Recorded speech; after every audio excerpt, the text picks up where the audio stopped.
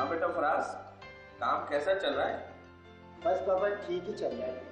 हमारी textile mill में औकातकार तो बढ़ते ही जा रहे हैं, लेकिन मालिकान तनख्वाह बढ़ाने का नाम भी नहीं ले रहे। और सुना है मिल को ठेकेदारों के हवाले किया जा रहा है।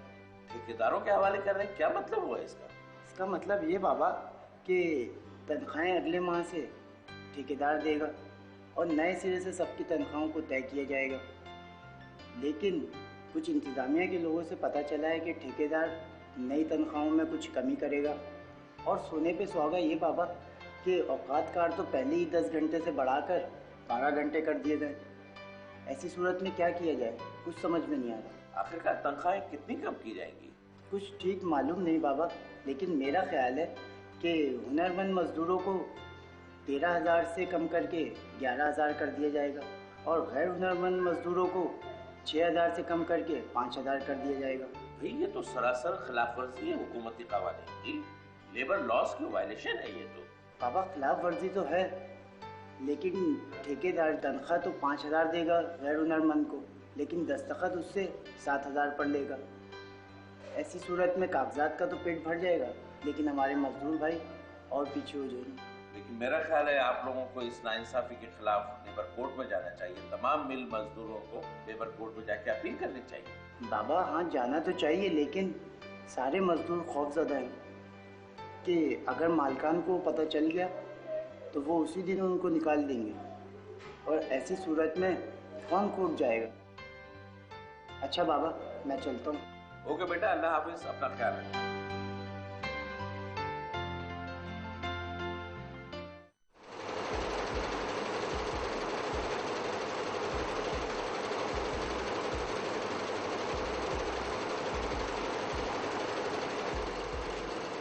बाकी सब तो ठीक है। फैक्ट्री को ठेकेदारों के हवाले करने के मामले में नाइट शिफ्ट वाले क्या कहते हैं? कहना क्या यार, सबको अपने अपने रोजगार की पड़ी हुई है। 10 साल की नौकरियां इनकी, और ये ठेकेदारी निजाम की वजह से किसी भी वक्त इनको फारिग किया जा सकता है। सबको अंदर ही गम खाए जा रहा है। बे इसीलिए तो खाना ज्यादा खा रहा हूँ कि जब पेट भरा होगा तो गम भी अंदर ही खाना खाएगा, कम से कम मुझे तो नहीं खाएगा।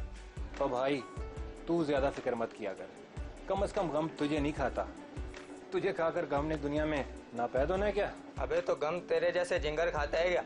अबे यार किन बातों में लग गए हो? क्यों ना मिलकर कोई रास्ता निकाला जाए कि मालिकान इस मिल को ठेकेदारों के हवाले ना करें। मेरी बाबा से भी बात हुई थी, उन्होंने कहा है कोई ना कोई हल तलाश करते हैं। अरे फराज भाई, हल तलाश करने की क्या जरूरत है? किसी भी किसान से हल उधार ले लो। अबे कहाँ हलवा, कहाँ हाथी, कहाँ हल। यार तू तो मेरी सोच से भी बड़ा बेवकूफ है यार। यार ताहिर खुदा के लिए थोड़ी देर के लिए खामोश हो जाओ। अरे यार फराज भाई, आसिफ बातें ही ऐसी करते हैं, इसको समझाने के लिए ऐसा कहना पड़ता है। अच्छा अब तुम दोनों खामोशी से मेरी बात सुनो। कल रात को मैं बाबा से बात करूंगा, अगर उन्होंने कोई राह सुझाई तो मैं तुम दोनों को आके बताता हूँ, ठीक है? चलो।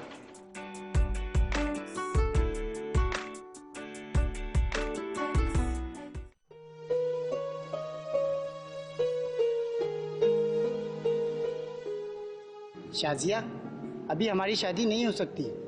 घर में बहुत सी मुश्किलात हैं और मेरी जॉब भी बस ऐसी चल रही है। किराए का मकान है, जॉब भी बेयकीनी की है। ऐसे में मैं शादी कैसे कर सकता हूँ? ये सूरत हाल 2 दिन में बदलने वाली नहीं है। 5 साल हो गए हमारी मंगनी को। आखिर कब तक तुम इस तरह अपनी शादी आगे बढ़ाते जाओगे? कह तो तुम ठीक ही रही हो, लेकिन जब बहन की शादी की जिम्मेदारी हो और जॉब पे से कभी भी निकालने का डर हो और महंगाई बढ़ती जा रही हो, तो ऐसे में मैं शादी कैसे कर सकता हूँ? मेरी पोजीशन समझने की कोशिश करो शाजिया। मैं तुम्हारी पोजीशन समझने की कोशिश करूँ और तुम मेरी मजबूरियों की ज़रा भी परवाह नहीं करो। एक ही बात सुन रही हूँ 5 साल से मैं, तुम्हारे हालात में कोई तब्दीली नहीं आई है। मुझ पर वालिदैन का दबाव है। मेरे और भी रिश्ते मौजूद थे, लेकिन मैंने अपने वालिदैन की मर्जी के खिलाफ रिश्ते के लिए तुम्हारा इंतखाब किया। शायद गलती मेरी ही थी कि मैं तुम्हें समझ नहीं पाई, लेकिन क्या यार? लेकिन अब तुम्हें फैसला करना होगा। या तो तुम फौरी तौर पर शादी करो, वरना मुझे आज़ाद करो। ये क्या कह रही हो शाजिया? मैं अपने माँ बाप और बहन भाइयों की ताने अब मज़ीद नहीं सुन सकती। शाजिया, शाजिया।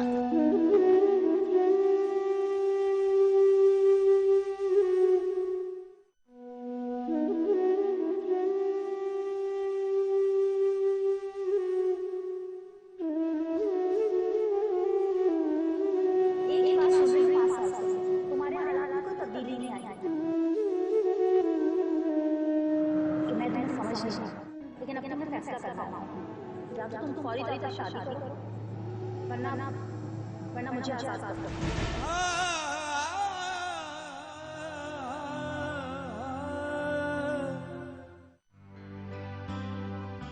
बाबा अस्सलाम वालेकुम। वालेकुम अस्सलाम। क्या हाल है बेटे, कुछ परेशान नजर आ रहे हो? नहीं बाबा, कुछ नहीं। अगर कोई बात है तो मुझे बताओ, मसाइल तो हल करने के लिए ही होते हैं। नहीं बाबा, बस वो कल रात को नींद नहीं आई तो इस वजह से आपको महसूस हो रहा होगा। अरे नहीं बेटा, माँ बाप तो बच्चों के चेहरे पर हर चीज पढ़ लेते हैं। ये बात तो तुम्हें जब समझ में आएगी जब तुम खुद बाप बनो। नहीं बाबा, आपको गलत फहमी हो रही है। वो कल आप कह रहे थे कि फैक्ट्री के मसले के लिए कोई बात करेंगे। हाँ हाँ बेटा, जुबैर खान नामी एक मजदूर रहनुमा मेरे दोस्त हैं, मैं उनके नाम आपको खत दे दूंगा। आप उनसे अपने साथियों के साथ जाके मिल लीजिएगा, वो आपका ज़रूर कोई ना कोई मसाइल का हल निकालेंगे। हाँ बाबा, कल छुट्टी भी है तो मैं जुबैर अंकल से जाके मिल लेता हूँ। अच्छा बाबा, मैं चलता हूँ, मुझे देर हो रही है। अच्छा बेटा, फी अमान।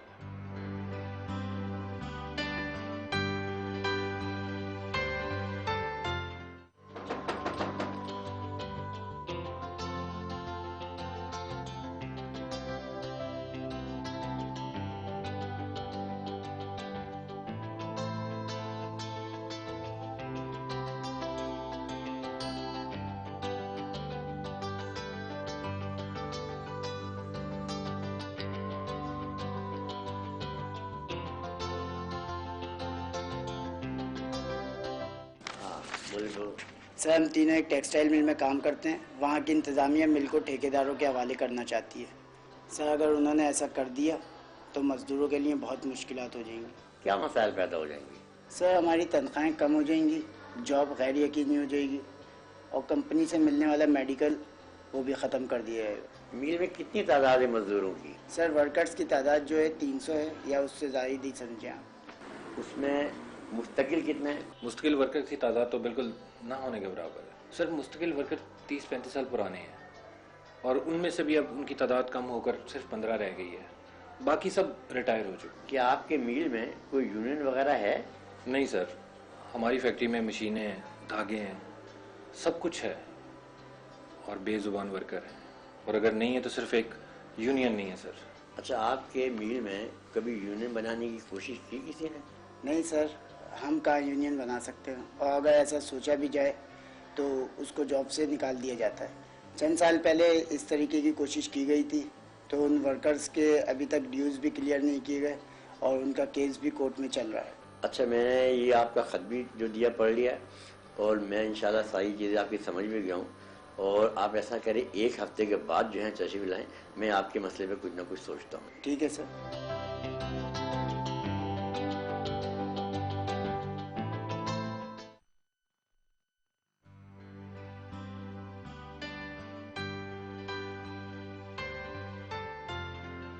अस्सलाम वालेकुम बाबा। वालेकुम अस्सलाम। क्या हुआ भाई, आप जुबैर खान साहब के पास गए थे? जी बाबा, गया था। उन्होंने कहा है कि अगले हफ्ते कहीं लेकर जाएंगे। जी, आप बिल्कुल अगले हफ्ते ज़रूर उनके पास जाएं और फिर मैं उनसे दोबारा बात भी कर लूँगा। ठीक है बाबा।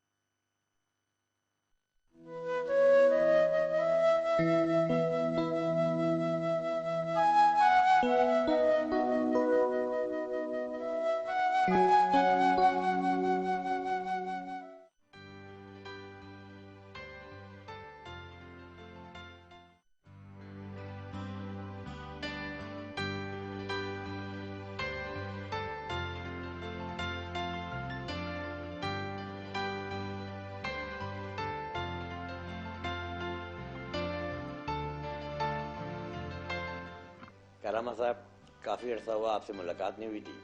मैंने कहा चलो इसी बहाने आपसे मुलाकात भी हो जाएगी। तो ये मेरे दोस्त हैं असद ज़मीर साहब, ये इनके बेटे, उनके कोई दोस्त हैं, इनका कोई लेबर का मसला है तो मैंने कहा चले मैं आपसे मुलाकात करूँ करामा साहब, आप इनकी सुन लें, तो जो भी कानूनी या मदद हो सकती है वो इंतजाम करते हैं। करामा साहब बहुत शुक्रिया। आज आपसे मुलाकात ज़ुबैर भाई के तवज्जुह से करने का मकसद ये था, ये मेरे बड़े बेटे हैं फराज, ये मकबूल टेक्सटाइल मिल्स में आजकल जॉब कर रहे हैं।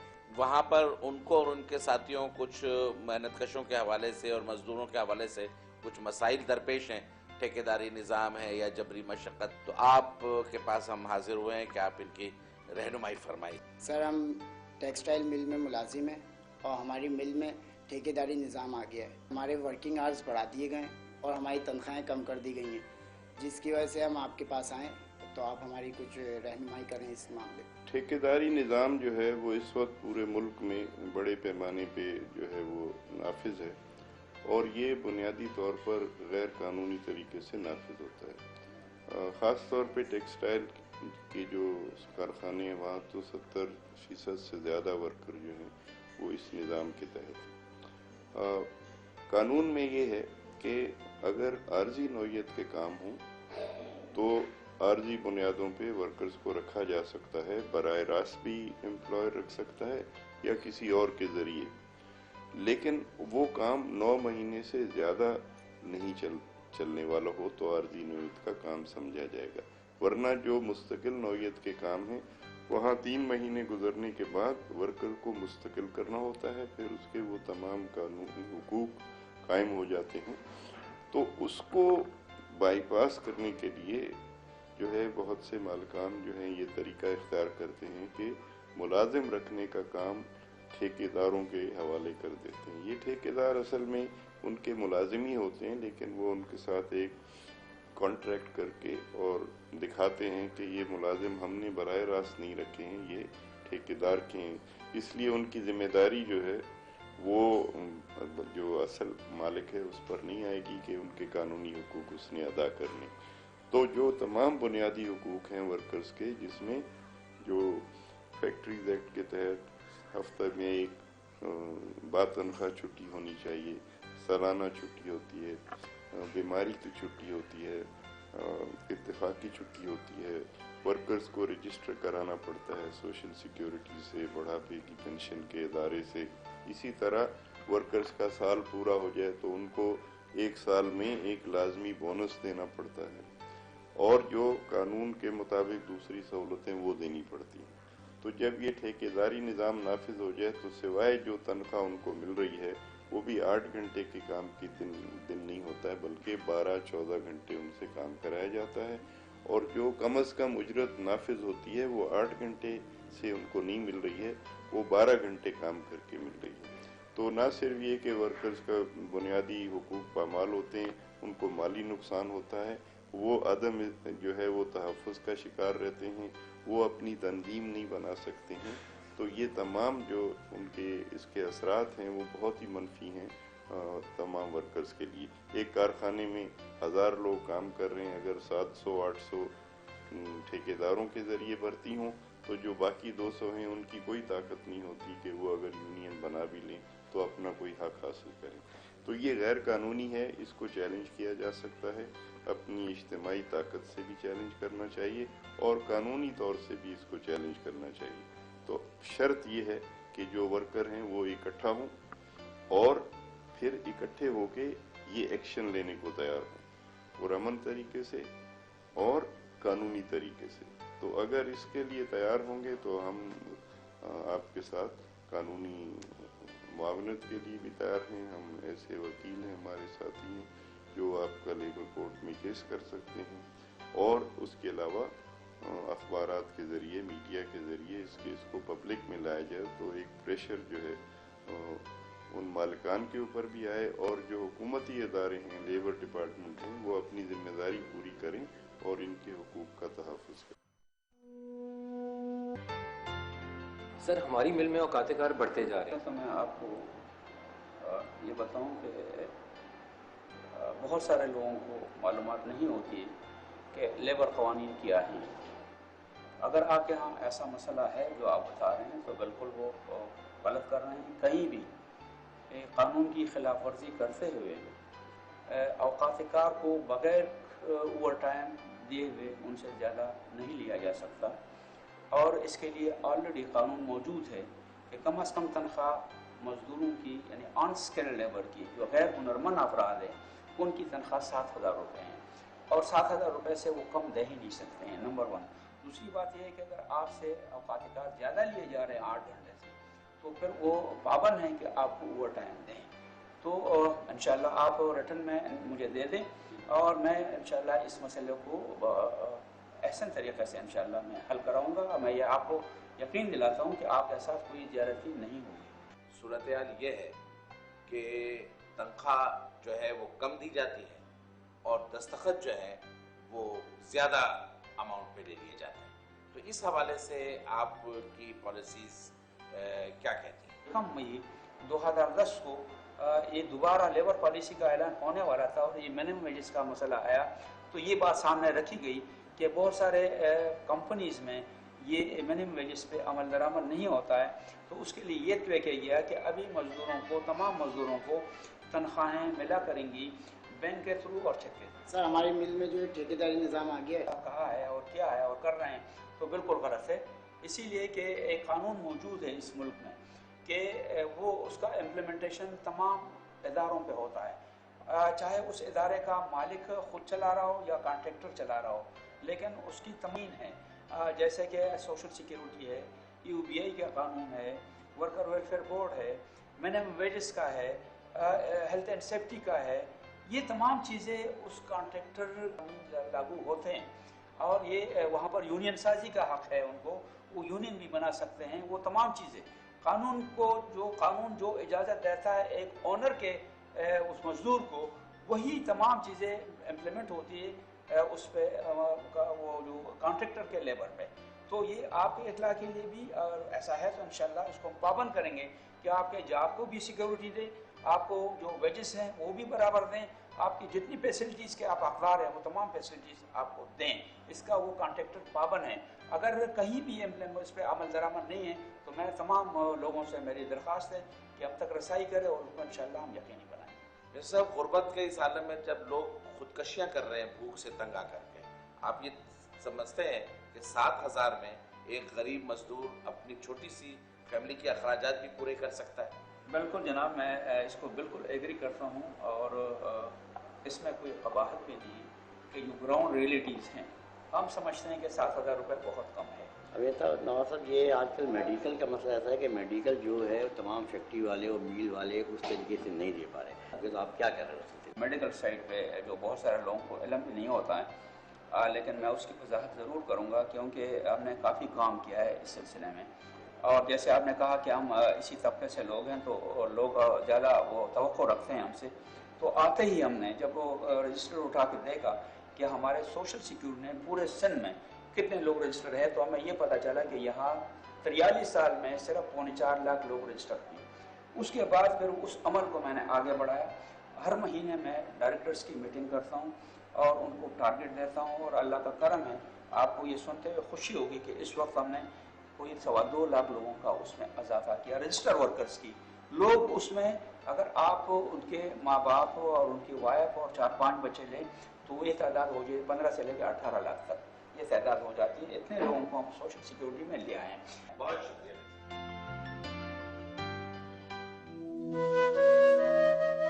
Thank you.